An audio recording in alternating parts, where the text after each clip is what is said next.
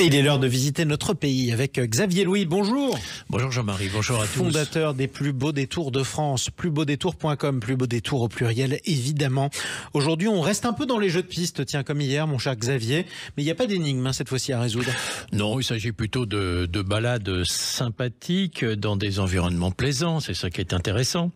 Et il y a quelque chose qui rencontre beaucoup de succès, ce sont les labyrinthes. Et labyrinthes. Alors je vous en propose un.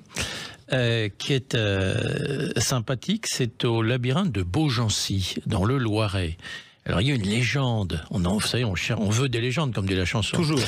Qui prétend qu'entre Loire et Mauve, vous connaissez bien cette région, le pèlerin qui voulait rejoindre la cité royale de Beaugency s'égarait dans un dédale de flore et de faune appelé labyrinthe, voilà, et contenant des pouvoirs magiques, mais où monstres et créatures faisaient la fête après le coucher du soleil. Alors, profitez-en, c'est encore ouvert jusqu'au 1er septembre, jusqu'à dimanche. Mais donc, écoutez, on peut en profiter. En tout cas, c'est très beau, Beaugency, entre Orléans et Notre-Dame de Cléry et Vendôme, bien sûr. Le pont, le donjon.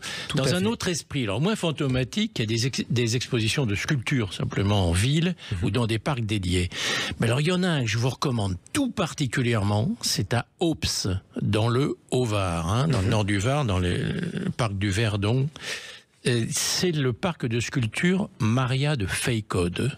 Alors, c'est une artiste assez exceptionnelle. Elle travaille sur le marbre de Carrare. Et donc c'est un domaine magnifique d'abord à voir, vraiment un musée à ciel ouvert. En plus, elle aime bien faire partager son art. Et vous pouvez visiter son atelier. Je recommande chaudement le parc Maria de Feicode à Aups dans le Var. Écoutez, le rendez-vous est pris. D'autres jardins et d'autres labyrinthes sont davantage en cœur de ville, avec des statues notamment? Oui, voilà, c'est des villes qui ont pris l'habitude de répartir en quelque sorte les sculptures dans la ville. Je pense à Commercy, dans la Meuse, ou Meymac, en Corrèze, où c'est des sculptures en plus d'artistes locaux. Et puis alors, il y a vraiment deux endroits à nouveau dans le Var où on va revenir, qui sont merveilleux à découvrir. Saint-Cyr-sur-Mer. Alors Saint-Cyr-sur-Mer, il y a de nombreuses sculptures d'abord qui sont en bord de plage de la baie, et notamment il y a une sculpture assez magnifique, je connais un peu le style de la sirène de Copenhague, c'est Esther de Peter Ball.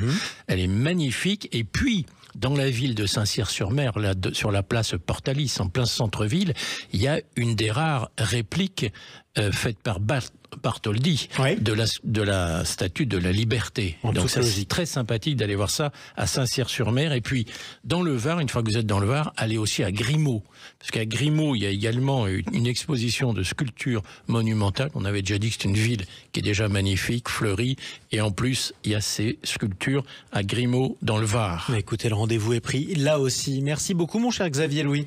Je rappelle que dans toutes les villes que vous avez citées, on peut se rendre à l'office de tourisme et se procurer ce guide qui est édité par Michelin, les 100 plus beaux détours de France. À demain Xavier. À demain.